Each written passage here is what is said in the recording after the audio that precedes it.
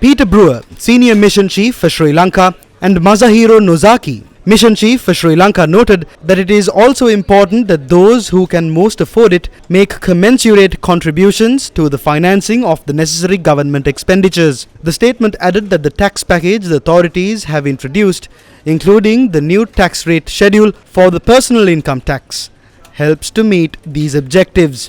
Peter Brewer, Senior Mission Chief for Sri Lanka, and Masahiro Nozaki, Mission Chief for Sri Lanka, also noted that the tax rates proposed under the authorities' program are also in line with the international comparison. This was in response to recent media questions around income tax hikes in Sri Lanka, and the statement noted that tax reforms are needed to correct the imbalance.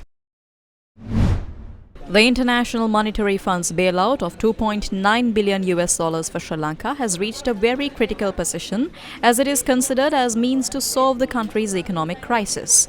A G20 summit is currently underway in New Delhi. India and these countries have the power to influence the IMF decision on Sri Lanka. The group of 20 includes countries like the US, UK, China, Japan, India, Russia, Saudi Arabia, South Korea and Australia. 90% of global production, 80% of the global market, and a quarter of the world's population is represented by the group of 20.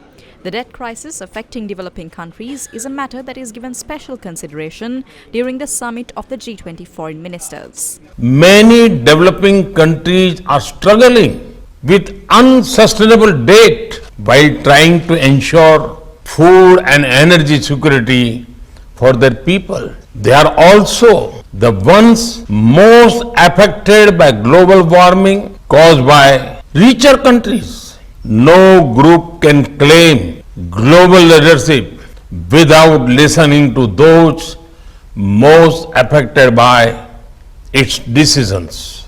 However, as the leading economies of the world, we also have a responsibility toward those who are not in this room.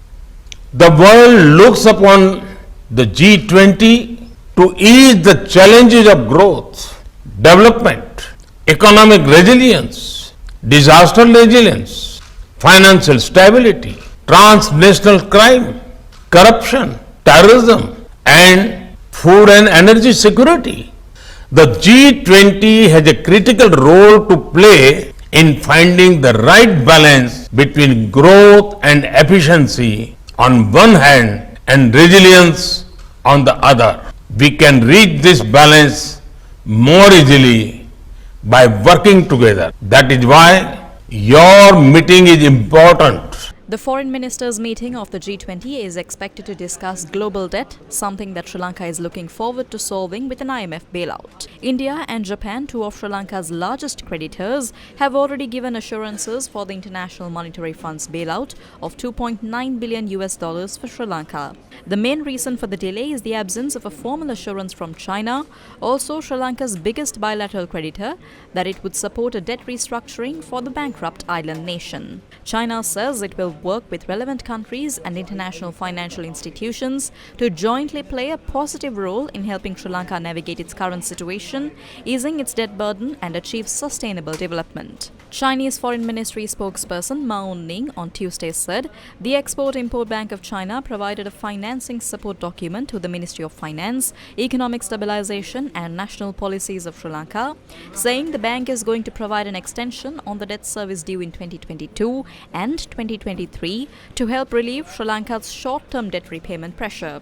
She also said the bank noted that it will support Sri Lanka in its loan application to the IMF and continuously call on commercial creditors to provide debt treatment in an equally comparable manner and encourage multilateral creditors to do their utmost to make corresponding contributions. She noted that China's action fully demonstrates its sincerity and efforts to support Sri Lanka in achieving debt sustainability. Sri Lanka's ambassador to Japan told Newsfirst that Japan, a member of the Paris Club, had given assurances to the IMF and discussions are underway for a Japanese aid program to Sri Lanka.